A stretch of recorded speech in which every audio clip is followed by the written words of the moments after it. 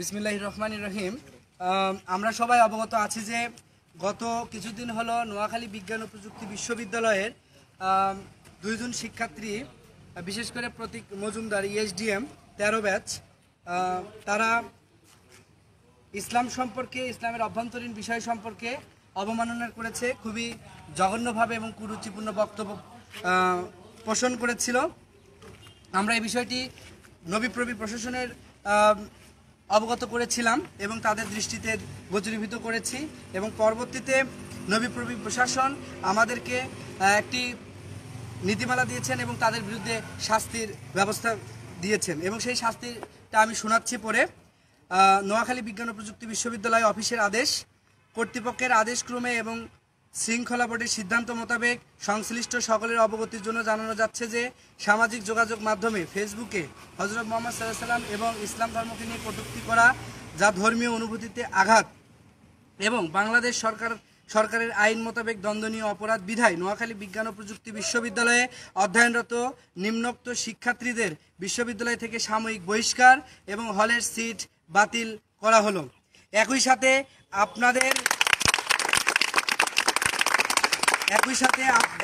আপনাদের কেন স্থায়ীভাবে বহিষ্কার করা এবং ICT আইনে মামলা হবে না তা আগামী 2/11/2020 তারিখের মধ্যে নিম্ন স্বাক্ষরকারী বরাবর কারণ দর্শানোর নির্দেশ দেওয়া হলো।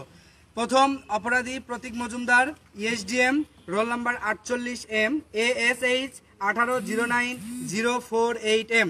17-18 শিক্ষাবর্ষ, ঠিকানা উকিলপাড়া মাইজদি নোয়াখালী। দ্বিতীয়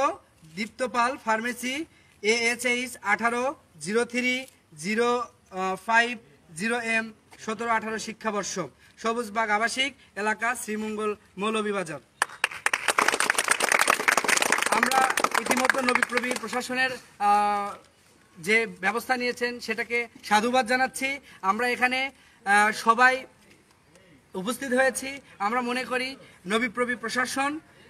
যেই সিদ্ধান্ত দিয়েছেন সেটি প্রারম্ভিকভাবে সাধুবাদ পাওয়ার মতো, এবং আমরা সাধুবাদ জানাচ্ছি। নোয়াখালী বিজ্ঞান ও প্রযুক্তি বিশ্ববিদ্যালয়ের প্রশাসনের প্রতি সম্মান প্রদর্শন করছি। একই সাথে প্রতীক মজুমদারের বিষয়টিকে এবং দীপ্তপালের বিষয়টিকে আমি ক্লিয়ার করতে চাচ্ছি। দীপ্তপাল আমাদের যোগাযোগ মাধ্যম, অর্থাৎ সামাজিক যোগাযোগ মাধ্যমে যে নিউজটা দিয়েছিল সেটি হচ্ছে, আমি কোট করছি, আমি আজকে ফ্রান্সের ভিসা পেলাম, এখন আমি কি ফ্রান্সকে বয়কট করব নাকি করব না, কৌতূহলী মন জানতে চায়। আমরা জানতে পেরেছি শুধুমাত্র সে এ যাবত একটি মাত্রই কমেন্টস করেছিল ফেসবুকে, এবং আমি মনে করি এই বিষয়টি প্রশাসন ক্ষমা সুন্দর দৃষ্টিতে দেখতে পারে এবং তাকে প্রারম্ভিকভাবে একটা সুযোগ প্রদান করতে পারে। কেননা ইতিমধ্যে তার এই 2 বাক্যের যে পোস্টটা করেছে সে এটা নিয়ে অনেকবার ক্ষমা চেয়েছে, এবং আমার কাছে মনে হয় যেহেতু এখানে ফ্রান্সের বয়কট পণ্যকে নিয়ে কথা বলা হয়েছে এবং সমসাময়িক বিষয়ে আমরা ব্যথিত। দীপ্তপালের পোস্টটাতে আমরা কষ্ট পেয়েছি, তবে অবশ্যই সেটাকে আমরা গুরুভাবে দেখছি না। তবে ভবিষ্যতে যাতে সে এই ধরনের কর্মকাণ্ডের সাথে সংশ্লিষ্ট হতে না পারে, সম্পৃক্ততা না থাকে, সেই সম্পর্কে আমরা কঠোর হুঁশিয়ারি প্রদান করছি, এবং নোয়াখালী বিজ্ঞান ও প্রযুক্তি বিশ্ববিদ্যালয় প্রশাসনের কাছে অনুরোধ করব যাতে তার এই শাস্তিকে অভিযুক্ত যে শাস্তি প্রদান করা হয়েছে, উপযুক্ত যে শাস্তিটা দেওয়া হয়েছে, এটাকে যেন লঘু পাপে গুরুদণ্ড না দেওয়া হয়। পাশাপাশি আমরা প্রতীক মজুমদারের বিষয়ে যে নির্দেশনা পেয়েছি, তার যে জঘন্যতম অপরাধগুলো ছিল আপনারা সবাই জানেন। সে কোরআনের আয়াত থেকে শুরু করে হাদিস নিয়ে অনেক তথ্যের বিভ্রান্ত দিয়েছেন, এবং তিনি আমাদের দেশ বরণ্য আলেমের বিষয়ে বাজে মন্তব্য করেছেন। এরপরে তিনি বেশ কিছু, এগুলো আমাদের কাছে রেফারেন্স আছে, তিনি আমাদের স্রষ্টাকে নিয়ে করেছেন, বিভ্রান্তকর কথা বলেছেন, এবং আমাদের যে গরু খাওয়ার বিষয়টা, সেখানে কুরবানির বিষয়টা নিয়ে বিভ্রান্তকর মন্তব্য করেছেন। আমাদের ইসলামের নবীদেরকে নিয়ে তিনি বিভ্রান্তকর কথা বলেছেন এবং খুবই কুরুচিপূর্ণ বক্তব্য দিয়েছেন। এবং আমরা জান্নাতের সবচেয়ে স্পর্শকাতর আরও যে বিষয়গুলো রয়েছে তার বিরুদ্ধে অনেক কথা আমি সংক্ষেপে বলার জন্য বলছি। সে যে আরও কিছু বলেছেন, সেখানে আমাদের প্রন স্টারদেরকে যে কত জঘন্য, প্রন স্টারদেরকে আমাদের জান্নাতি হুডদেরকে সাথে তুলনা করেছেন। হ্যাঁ, আমরা এটা ধিক্কার জানাচ্ছি, খুবই জঘন্য কাজ। এবং আমরা মনে করি এখানে আমরা যারা এসেছি দলমত নির্বিশেষে আমরা সাধারণ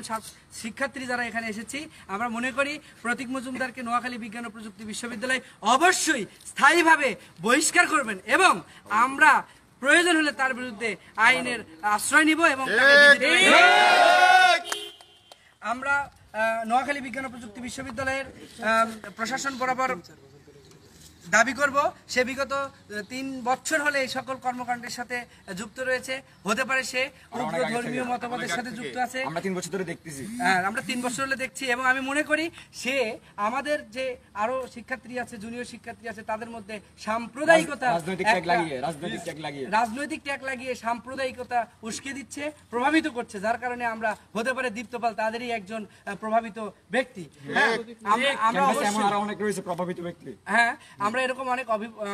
অভিযুক্ত ব্যক্তির কথা শুনেছি আমরা এটাকে ইভেন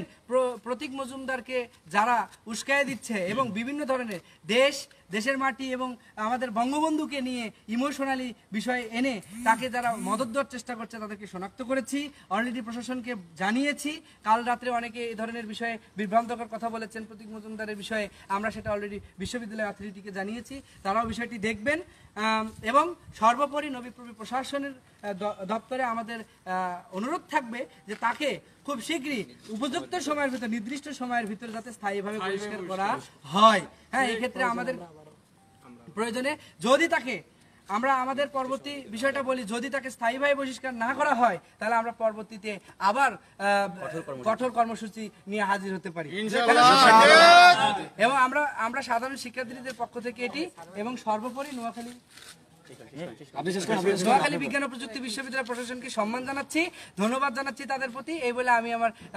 বক্তব্য শেষ করলাম সবাইকে ধন্যবাদ এখানে উপস্থিত থাকার জন্য এবং প্রেস কর্মসূচিটাকেও আমি আজকে সমাপ্ত ঘোষণা করছি সকলকে ধন্যবাদ স্নেহের জুনিয়র এবং শ্রদ্ধেয় ভাইরা যারা আছে সমবয়সী বন্ধুরা যারা আছে সবাইকে আমি ধন্যবাদ জানিয়ে প্রেস বিজ্ঞপ্তি শেষ করছি